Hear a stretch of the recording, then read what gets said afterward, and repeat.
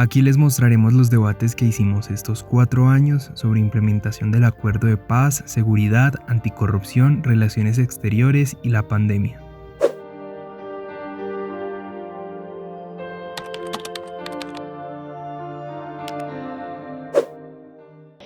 El propósito de este debate no era centrarnos en qué nos gusta y qué no del acuerdo, sino motivarnos a pensar conjuntamente en cómo construir esa paz a pesar de las diferencias que podamos tener, en cómo transformar la realidad de esos territorios a pesar de las diferencias que podamos tener, por ejemplo, sobre la Jurisdicción Especial de Paz.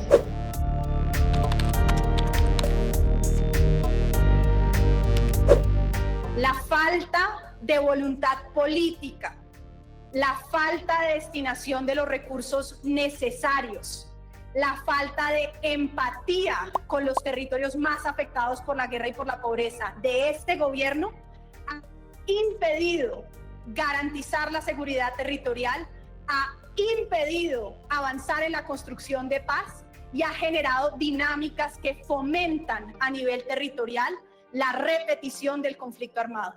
Es por eso que hoy nos enfrentamos a la posibilidad de un tercer pico de violencia.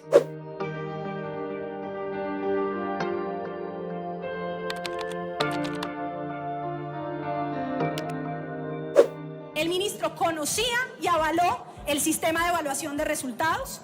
Este sistema en el pasado, en Colombia y en el mundo, ha estado correlacionado con la generación de graves violaciones a los derechos humanos. Negar la existencia del conflicto armado manda a nuestras fuerzas militares a correr inmensos riesgos de seguridad jurídica y mantener posiciones de mando y control a personas investigadas por muy serias violaciones a los derechos humanos manda un mensaje perverso a la institucionalidad.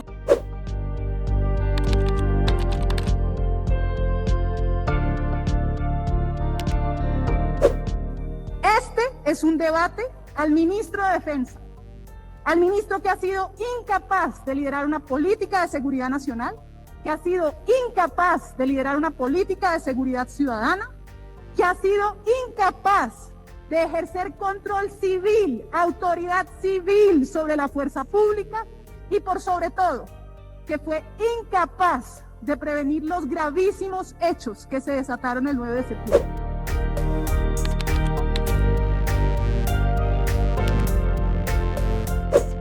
Falta un liderazgo civil que sea capaz de realmente liderar a nuestra fuerza pública en las transformaciones que se requieren, que fueron exitosas en el momento más duro de la confrontación armada, que acompañaron el proceso de paz y que hoy necesitan urgente un liderazgo militar que los ayude a transitar por ese camino de reforma fundamental para poder consolidar cuál es su rol en un proceso de consolidación de la seguridad.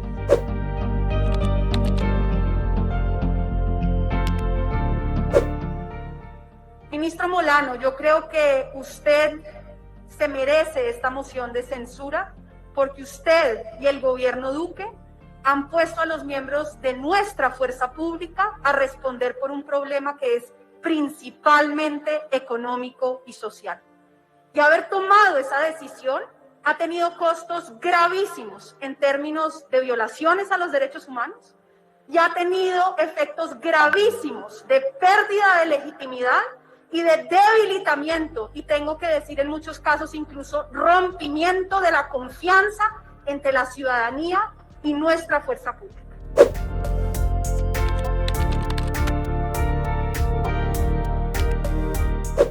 El ministro no respondió a los 8 hechos que están sobre la mesa. De 11 muertos nos dio evidencia de 2 combatientes. En el resto de los 9 no dio evidencia. No nos dijo por qué la fuerza pública se identificó originalmente como guerrilleros. No nos explicó por qué corrieron los cadáveres, como dice el informe del CTI. No nos explicó por qué hubo una retención de civiles después de la operación. No nos dijeron por qué en el lugar no hubo capacidad para auxiliar a los heridos. No nos explicaron por qué no hubo incautación de coca, o si la había, dónde está y dónde está la plata incautada que no aparece. No nos dijeron nada más que pudo haber habido imprecisiones con la captura, pero siguen sin retractarse de que esas personas no sean combatientes. Y no dijo nada sobre las intimidaciones posteriores.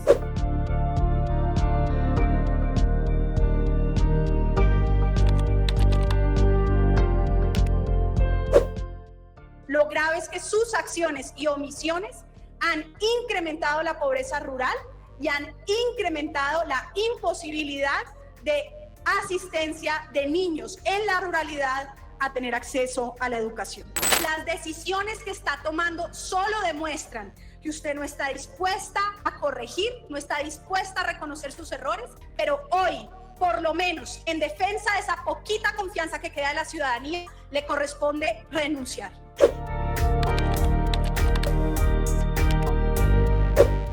No tiene hoy ninguna legitimidad para mantenerse en el cargo y exigirle a los ciudadanos cobrar impuestos, quien hoy no pudo demostrar que declaró ni correctamente ante la DIAN, ni definitivamente ante la función pública activos en el exterior.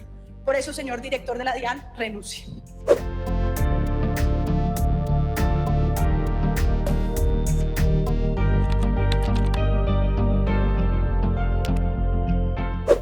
Estoy convencida de que el rol de este Congreso de la República, de manera constructiva y reconociendo que nadie estaba preparado para este escenario, es justamente hacer control político riguroso a las medidas tomadas en el marco de la emergencia para contener la pandemia y para mitigar los efectos económicos y sociales de la cuarentena.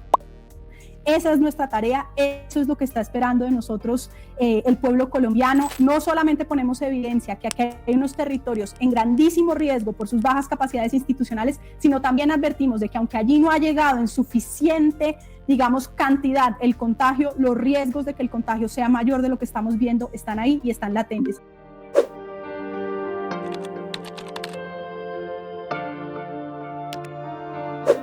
Y es poder ponerle la lupa hacia cómo va a ser la distribución de esas capacidades de salud a nivel territorial y en particular cómo ponemos los ojos sobre aquellos sitios que si bien hoy no tienen la mayor cantidad de contagio, sabemos que la pandemia va a llegar allá y por supuesto sabemos que allí es donde hay menos capacidades de salud. En los 170 municipios más afectados por la pobreza, por la violencia, si bien el contagio allí solo representa el 4.5%, lo que estamos viendo, ministro, es que hay por lo menos 3 puntos porcentuales de mayor fallecimiento allí en esos municipios que en la tasa nacional.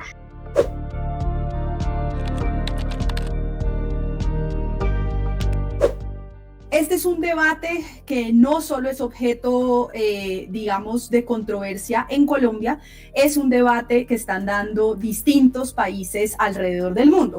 Aquí hay una tensión entre eficacia en las medidas para contribuir a proteger la salud y por el otro lado, afectaciones a derechos humanos, en particular la privacidad.